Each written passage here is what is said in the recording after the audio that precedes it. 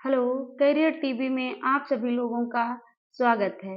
जैसा कि हम सभी लोग इस समय प्रैक्टिस सेट हल कर रहे हैं, तो आइए आज हम अगला प्रैक्टिस सेट नंबर 9, अभी तक हम प्रैक्टिस सेट 8 प्रैक्टिस सेट हल कर चुके हैं। आज जो है हमारा प्रैक्टिस सेट नंबर 9, इसको हमें आज हल करना है।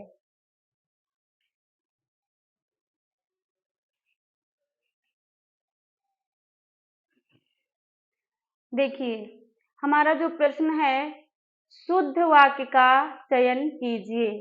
तो इसमें से हमें शुद्ध वाक्य का चयन करना है। देखिए, पहला हमारा है, मध्यकालीन युग में कलाओं की बहुत उन्नति हुई। दूसरा है, साहब ने किसी को अंदर ना जाने दिया।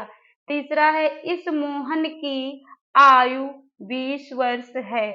चौथा है, वे चाहे भले ही ना आए पर तुम्हें आना होगा। तो इनमें से हमें व्याकरण की दृष्टि से कौन सा वाक्य शुद्ध व सही है उसको हमें चुनना है। तो यहाँ पे देखिए, यहाँ पे दिया है इस मोहन की आयु, तो इसकी जरूरत ही नहीं थी इस शब्द की, मोहन की आयु, तो ये तो गलत हो गया। साहब ने किसी को अंदर ना जाने दिया, तो जाने थोड़ी ना, अंदर आने दिया, इसलिए ये गलत हो गया। मध्यकालीन युग में कलाओं की बहुत उन्नति हुई। मध्यकालीन युग में जो है कलाओं की बहुत उन्नति हुई, यानी कि उन्नति हुई, बहुत उन्नति हुई, ये भी सही नहीं है। हमारा विकल्प नंबर डी सही है, चाहे वे चाहे भले ही ना आए।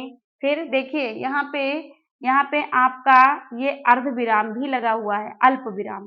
क्या लगा हुआ है? अल्प विराम। वे चाहे भले ही ना आए, अल्प विराम, पर तुम्हें आना होगा। विकल्प नंबर डी यहाँ पे सही है, क्योंकि व्याकरण के सभी नियम यहाँ पे लागू हुए हैं। अगला प्रश्न है, शुद्ध वाक्य का चयन कीजिए।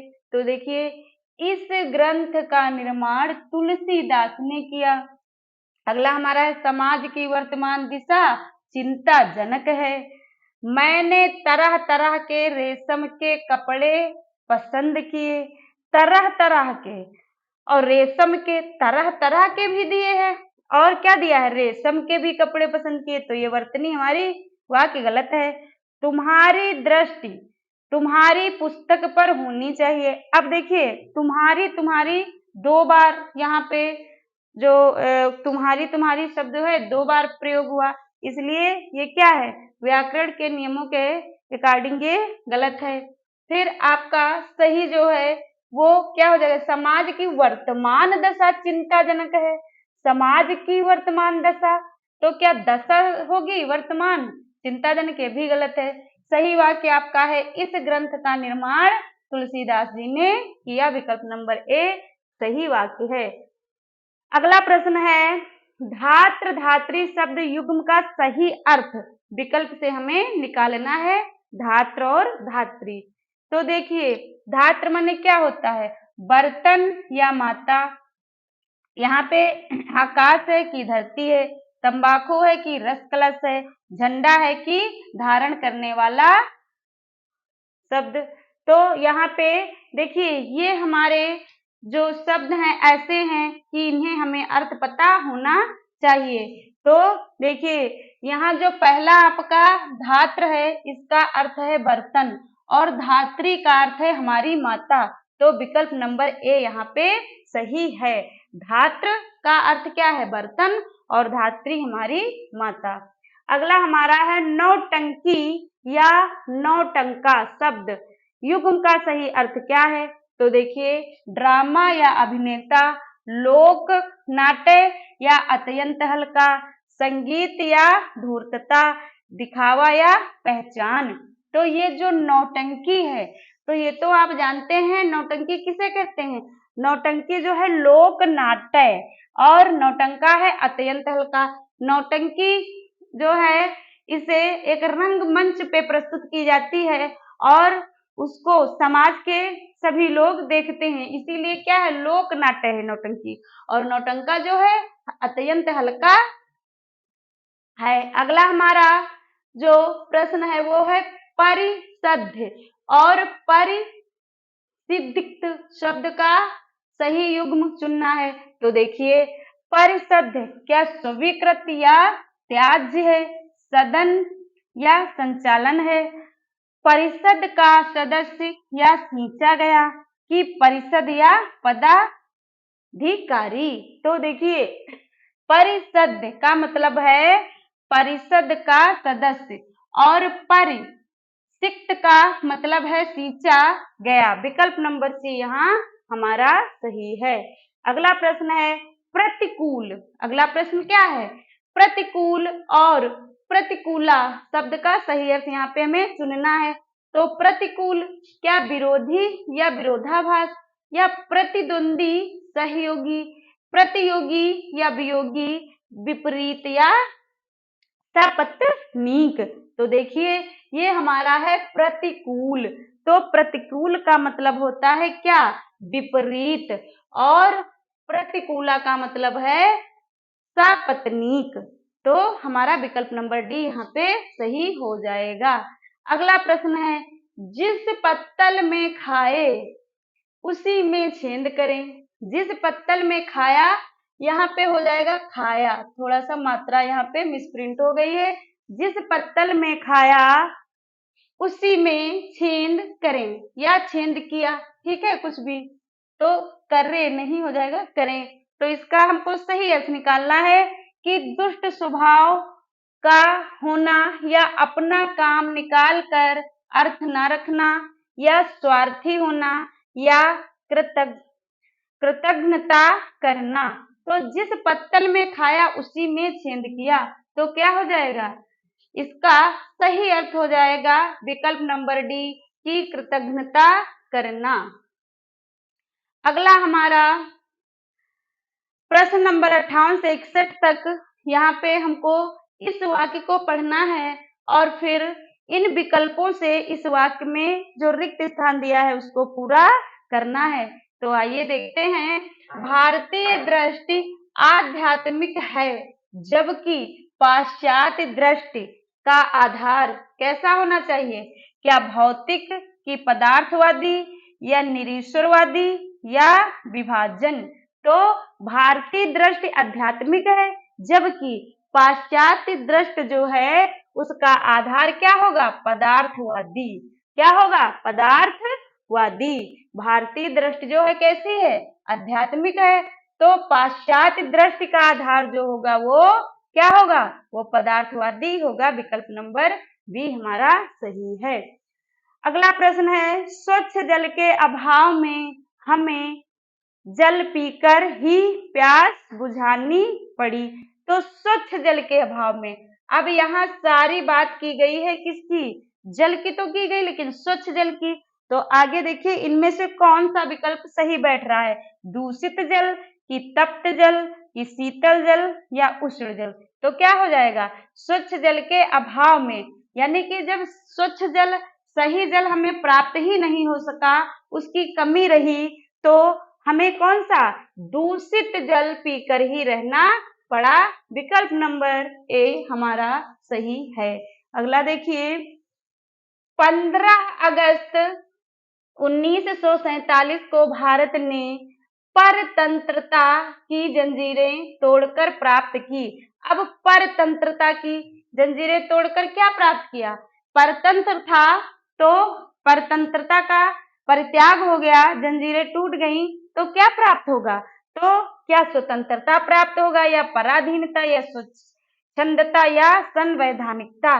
तो क्या प्राप्त होगा, स्वतंत्रता। क्या प्राप्त होगा, स्वतंत्रता प्राप्त होगा। यहाँ पे परतंत्रता की जब जंजीरें टूट गई तो स्वाभाविक है हम स्वतंत्र हो गए, तो स्वतंत्रता प्राप्त हो जाएगी। विकल्प नंबर ए यहाँ आपका सही है।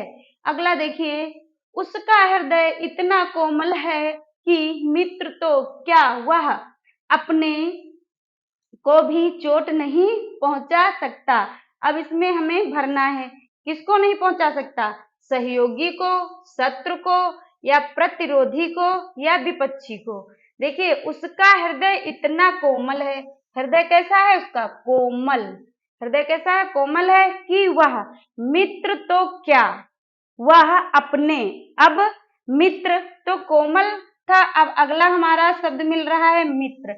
मित्र तो क्या वह किसको, अपने शत्रु को भी चोट पहुंचा नहीं सकता है। विकल्प नंबर बी यहाँ पे हमारा सही वाक्य को पूरा कर रहा है। अगला है अली और अली शब्द युग्म का सही अर्थ क्या है। तो देखिए यहाँ पे कंधा या हिस्सा, भौरा या सखी, दमन या दामन, दर्शन या दर्शन। तो देखिए अली माने होता है भौरा और अली माने होता है सखी। तो यहाँ पे विकल्प नंबर बी हमारा सही है। अगला देखिए कपिस और कपीस का अर्थ है। तो केकड़ा और कूड़ा है, बंदर और बेला है, गर्मी और बंदर है, कि मटमैला और बंदर है। तो देखिए कपिस, तो कपिस का मतलब होता है मटमैला और कपीस का मतलब होता है बंदर। तो विकल्प नंबर डी हमारा सही है। अगला देखिए नीचे दिए गए शब्दों के अर्थ बताइए। अमूल्य और अमूल्य, तो क्या हो जाएगा, जकड़ रहित या कीमत, जाल रहित या कीमती, जड़ रहित या कीमती, कि जल रहित या कीमती।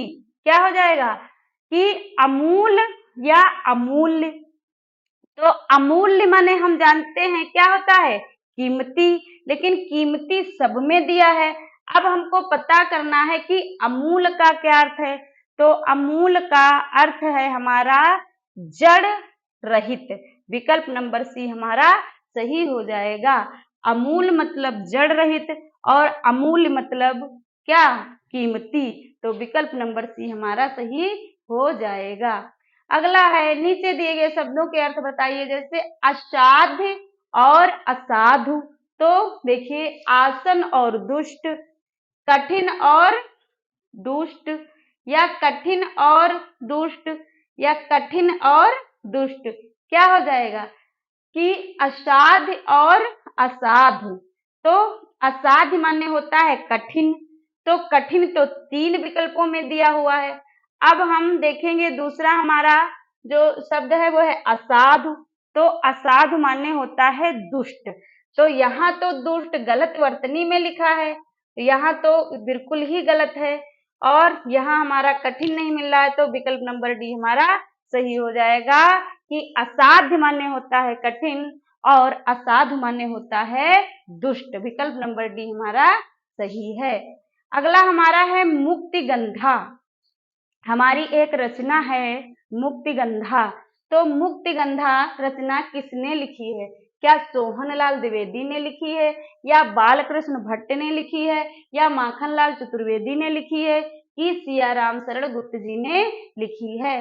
तो देखिए रचनाएं, कुछ तो रचनाएं, बहुत सारी रचनाएं हमने ट्रिक से बता दी, लेकिन कुछ रचनाएं ऐसी होती हैं जो हमें याद ही करनी होती हैं।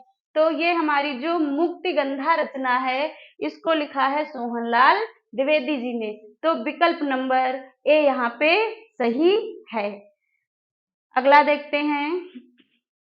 अगली हमारी रचना है शेखर एक जीवनी। शेखर एक जीवनी ये हमारी रचना है और ये किसके द्वारा लिखी गई, अज्ञेय के द्वारा, जैनेन्द्र के द्वारा, यशपाल के द्वारा, या हरिशंकर परसाई के द्वारा। तो शेखर एक जीवनी, तो अगर आप शेखर की जीवनी पढ़ते नहीं हैं, पढ़े नहीं होंगे, जानते नहीं है, तो क्या कहेंगे, अज्ञेय। कैसी है शेखर की जीवनी, अज्ञेय, मैं तो जानता ही नहीं हूँ। तो क्या हो जाएगा, शेखर एक जीवनी अज्ञेय की रचना है। विकल्प नंबर ए हमारा सही है। अगला हमारा प्रश्न है बी पथगा। क्या है, बी पथगा। तो देखिए अभी इससे पहले आपने पढ़ा था शेखर एक जीवनी, तो वो किसकी थी, अज्ञेय की थी। और अब हम और याद करेंगे कि ये जो बी पथगा है ये भी है अज्ञेय की। तो यहाँ हमें 2 रचनाएं याद हो गई, शेखर एक जीवनी। अब अज्ञेय की यहाँ 2 याद हो जाएंगी, एक तो आपकी ये विपथगा है ही, और दूसरी कौन सी थी, शेखर एक जीवनी। इससे पहले आप पढ़ चुके हैं, शेखर एक जीवनी, वो भी किसकी है, अज्ञेय की रचना है, शेखर एक जीवनी। और इनकी रचना है आंगन के पार द्वार। अज्ञेय की रचना कौन सी है, आंगन के पार द्वार। ये रचनाएं किसकी हैं, ये रचनाएं हैं अज्ञेय की, शेखर एक जीवनी, आंगन के पार द्वार और विपथगा। ये रचना किसकी है, अज्ञेय की है। देखिए जैनेन्द्र, तो जैनेन्द्र और राजेंद्र यादव, मुक्तिबोध। देखिए मुक्तिबोध की क्या है रचना, बताइए, मुक्तिबोध की रचना बताइए। इनकी एक लंबी कविता है, मुक्तिबोध की क्या है, मुक्तिबोध की एक है लंबी कविता, लंबी कविता है, लंबी कविता, और उसका नाम है असाध्य वीणा। क्या नाम है उसका, उसका नाम है असाध्य वीणा। ये बहुत ही मोस्ट है इनकी रचना, मुक्तिबोध की लंबी कविता जिसका नाम है असाध्य वीणा, अज्ञेय की शेखर एक जीवनी, आंगन के पार द्वार और विपथगा। ये रचनाएं किसकी हैं, अज्ञेय की हैं।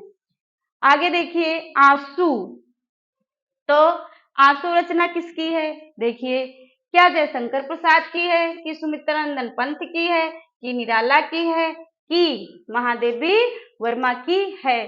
तो देखिए आंसू जो रचना है वो जयशंकर प्रसाद की है। और देख लीजिए आंसू तो है ही है जयशंकर प्रसाद की, इनकी रचना कामायनी भी है।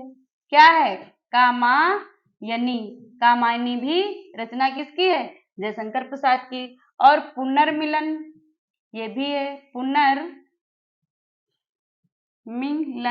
ये भी रचना किसकी है, ये भी जयशंकर प्रसाद की है। आंसू, पुनर्मिलन, कामायनी ये सारी किसकी रचना है, जयशंकर प्रसाद की है। अब सुमित्रानंदन पंत हैं और निराला, निराला की देख लीजिए, निराला की हैं अडिमा, अडिमा, और ये मोस्ट रचना इनकी है तुलसीदास, तुलसीदास रचना है इनकी। और क्या है, कुकुरमुत्ता, ये बहुत मोस्ट है, कुकुरमुत्ता ये रचना किसकी है, ये निराला की है। चमेली, ठीक है, और इनकी रचना क्या है, एक रचना इनकी है चमेली, ये भी इनकी रचना है, किसकी, निराला की। निरूपमा ये भी रचना किसकी है, ये सारी रचनाएं हैं निराला जी की, निरूपमा, ठीक है, ये रचना किसकी है, निराला जी की ये रचनाएं हैं, ठीक है। तो ये बहुत सारी रचनाएं हम साथ में यहाँ पे क्या कर लेंगे, याद कर लेंगे, निरूपमा। तो निराला की देखिए कौन कौन सी हैं, अड़िमा, तुलसीदास, कुकुरमुत्ता, चंबेली, ठीक है, अनामिका भी है इनकी, निरूपमा भी है, अपरा, बहुत सारी रचनाएं हैं इनकी।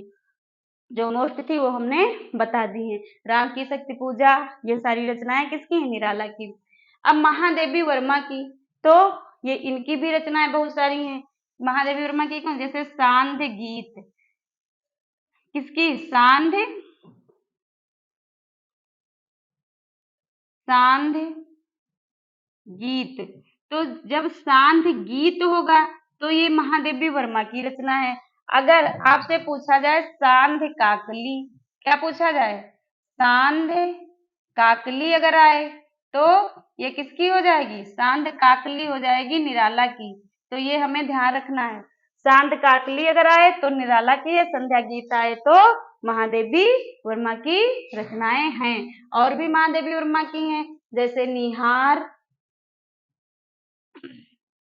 निहार है, और क्या, नीरजा, कौन सी रचना है, इनकी रचना नीरजा भी है, निहार, नीरजा ये सारी महादेवी वर्मा की रचनाएं हैं। अगला देखिए, अगला आपका है वीणा। तो वीणा किसकी है, देखिए क्या सुमित्रानंदन पंत की है, कि निराला की है, कि महादेवी वर्मा की है, कि जयशंकर प्रसाद की है। तो किसकी? अभी हम देखिए, सुमित्रानंदन पंत को प्रकृति का सुकुमार कवि कहा जाता है। क्या कहा जाता है? प्रकृति का सुकुमार कवि सुमित्रानंदन पंत। देखिए निराला की अभी जो है हमने बहुत सारी रचनाएं आपको बताई हैं निराला की। ये देखिए अभी हमने बहुत सारी रचनाएं बताई हैं। चांद का किले, अड़िमा, तुलसीदास, कुकुरमुत्ता, चंबेली, निरूपमा, राम की शक्ति पूजा, ठीक है, और बेला भी है, नए पत्ते, ये सारी रचनाएं किसकी हैं? निराला की हैं। तो निराला की हमने अभी आपको बहुत सारी बताई, महादेवी वर्मा की भी बताई और जयशंकर प्रसाद की भी बताई है। लेकिन यहाँ पे हमको वीणा, वीणा किसकी है? तो वीणा जो रचना है वो किसकी है बताइए? सुमित्रानंदन पंत की है कि महादेवी वर्मा की है कि जयशंकर प्रसाद की है कि निराला की है? किसकी है वीणा? तो वीणा जो है रचना वो इनकी है, निराला की। किसकी है? निराला की। विकल्प नंबर बी हमारा सही है। अब देखिए, अब हमें इन प्रश्नों के उत्तर इस किससे लेना है? गद्यांश से लेना है। तो आइए पहले हम प्रश्न ही देखते हैं। या तो आप पहले एक बार पूरा पढ़ लीजिए, या तो आप प्रश्न पढ़ें और उसके बाद जो है पद्यांश को पढ़ें। प्रश्न पढ़ने के बाद पद्यांश को पढ़ेंगे तो जहां पे वो आपको प्रश्न वाक्य मिल जाएगा, तुरंत जो है उत्तर ढूंढने में आसानी हो जाती है। तो संसार के सभी धर्मों में समान है। अब देखिए प्रश्न क्या है? संसार के सभी धर्मों में समान है। क्या समान है? प्रवचन व ईश्वर भक्ति, प्रवचन व प्रार्थना, प्रार्थना व ईश्वर भक्ति, या ईश्वर भक्ति व भजन। तो अब हम देखेंगे इसमें, अब हम इसको ढूंढेंगे कि संसार के सभी धर्मों में क्या समान है। तो आइए देखते हैं इस गद्यांश में कहाँ पे ये लाइन दी हुई है। तो पहली ही लाइन है, देखिए, संसार के सभी धर्मों में एक बात समान है, वह है क्या है? देखिए, प्रार्थना, ईश्वर भक्ति, ठीक है, प्रार्थना और ईश्वर भक्ति। तो देखिए प्रार्थना व ईश्वर भक्ति, ये हमारा विकल्प नंबर सी क्या है? यहाँ पे सही हो गया हमारा, यहाँ पे विकल्प नंबर बी सही हो गया। अगला प्रश्न है, मनुष्य प्रार्थना कब करता है? तो इसके ऑप्शन क्या हैं? संध्या काल में, कोई मार्ग ना सूझने पर, प्रातः काल होने पर, कष्ट आने पर। तो हम इस प्रश्न का उत्तर इस गद्यांश में खोजेंगे, ढूंढेंगे। तो मनुष्य प्रार्थना कब करता है? तो देखिए इतना तो हो गया था। फिर देखिए, प्रार्थना द्वारा हम अपने हृदय के भाव प्रभु के सम्मुख रखते हैं और कुछ ना कुछ उस शक्तिमान से मांगते हैं। जब हमें मार्ग नहीं सूझता तो हम प्रार्थना करते हैं, तो हमको मिल गया। जब हमें कोई मार्ग नहीं सूझता है तब मनुष्य जो है भगवान की प्रार्थना करता है। विकल्प नंबर बी आपका सही है। अगला देखिए प्रश्न है, मनुष्य की पीड़ा का कारण है। मनुष्य की पीड़ा का क्या कारण है? तो क्या कारण है? मनुष्य के कर्म, या मनुष्य की निर्बलता, मनुष्य की बुद्धि, या मन में उत्पन्न विचार। तो आइए देखते हैं। यहाँ तक तो हमने पढ़ लिया, ऐसी कोई बात थी नहीं।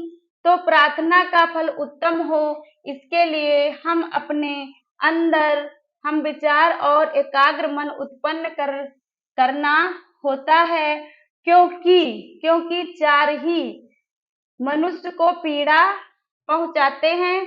चोर क्या पहुंचाते हैं? मनुष्य को पीड़ा पहुंचाते हैं।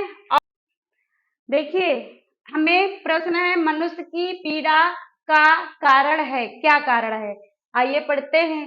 तो क्या है? प्रार्थना का फल उत्तम हो, इसके लिए हम अपने अंदर उत्तम क्या, अपने अंदर क्या, उत्तम विचार और एकाग्र मन उत्पन्न करने होते हैं, क्योंकि विचार ही मनुष्य को पीड़ा पहुंचाते हैं या उससे मुक्त करते हैं। हमारे विचार ही हमें ऊंचाई तक ले जाते हैं और या फिर खाई में फेंक देते हैं। यह मन ही हमारे लिए दुख लाता है। मन क्या करता है? हमारे लिए दुख लाता है। मनुष्य की पीड़ा का क्या कारण है? अभी इस प्रश्न का उत्तर हमें खोजना है और यही आनंद की ओर ले जाता है। यजुर्वेद के एक मंत्र के अनुसार यह मन सदा ही प्रबल और चंचल है, यह जड़ होते हुए भी सोते जागते कभी भी चैन नहीं लेता। सोते जागते क्या करता है, कभी भी चैन नहीं लेता है। ठीक है, आगे देखिए क्या है। आगे है, जितनी देर हम जागते रहते हैं उतनी देर यह कुछ ना कुछ सोचता हुआ भटकता रहता है। अब प्रश्न यह उठता है कि मन तो अत्यंत गतिशील है, उसको स्थिर और वश में कैसे किया जाए। मन को वश में करने का यह तात्पर्य नहीं है यह गतिहीन हो जाए, और यह गतिहीन हो ही नहीं सकता। जिस प्रकार अग्नि का धर्म उष्म है, उस प्रकार चंचलता मन का धर्म है। तो हमें यहाँ पे निकालना क्या है, मनुष्य की पीड़ा का कारण क्या है। मनुष्य के कर्म है कि मनुष्य की निर्बलता है कि मनुष्य की बुद्धि है या मन में उत्पन्न विचार। तो देखिए क्या है यहाँ पे कि यहाँ पे हमारा जो उत्तर सही होगा वो हो जाएगा मनुष्य के कर्म। क्या हो जाएगा, मनुष्य के कर्म ही जो है मनुष्य की पीड़ा के कारण है। अगर आप अच्छे कर्म करोगे तो आपको पीड़ा होगी ही नहीं। ठीक है, यदि आप कुछ गलत करेंगे तभी उस किए हुए गलत कार्य से आपको कोई कष्ट पहुंचेगा। तो यहाँ पे जो है इसको पढ़ने से ये सेम टू लाइन तो नहीं मैच खा रही, लेकिन क्या है कि उत्तम यहाँ पे क्या था, विचार ही मनुष्य को कैसे विचार कि उत्तम विचार और एकाग्र मन उत्पन्न करने होते हैं, क्योंकि विचार ही मनुष्य को पीड़ा पहुंचाते हैं। विचार ही क्या करते हैं, मनुष्य को पीड़ा पहुंचाते हैं। तो मनुष्य के कर्म, मन की निर्बलता, मनुष्य की वृद्धि या मन में उत्पन्न विचार, तो मन में उत्पन्न विचार ही मनुष्य को क्या पहुंचाते हैं, उसको पीड़ा पहुंचाते हैं। तो क्या हो जाएगा, मन में उत्पन्न विचार। हमको यहाँ से कुछ तो होता है कि हम लाइन के अर्थ से उसके उत्तरों को ढूंढते हैं। अगला देखिए प्रश्न।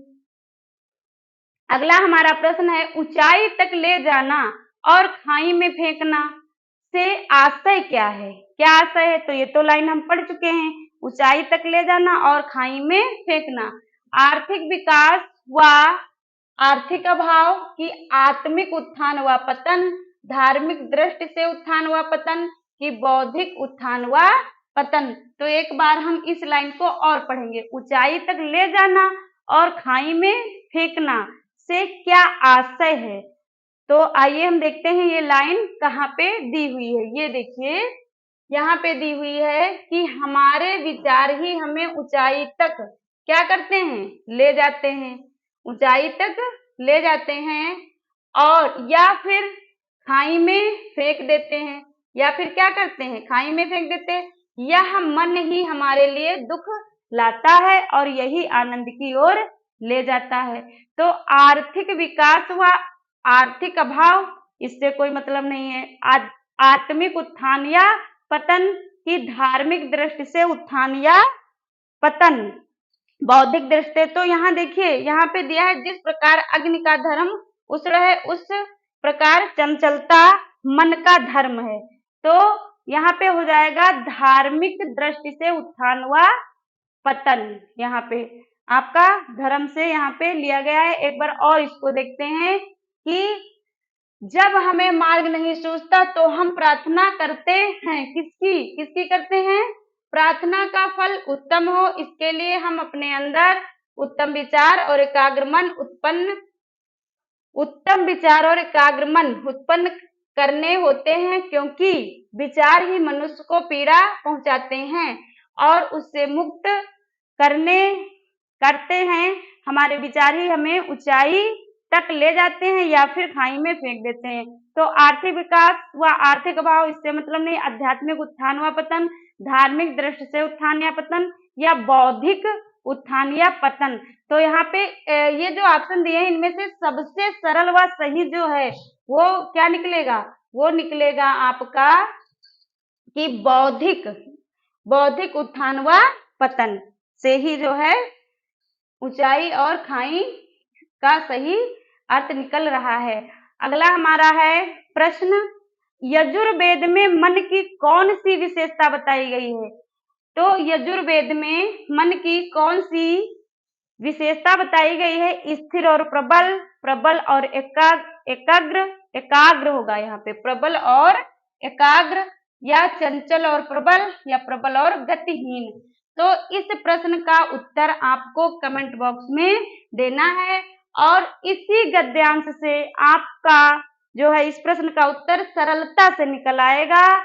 तो आज की क्लास हमारी कैसी रही? आप लाइक एंड सब्सक्राइब करिए, प्रतिदिन हमारी क्लास देखिए और प्रैक्टिस सेट को हल करिए। जय हिंद, जय भारत।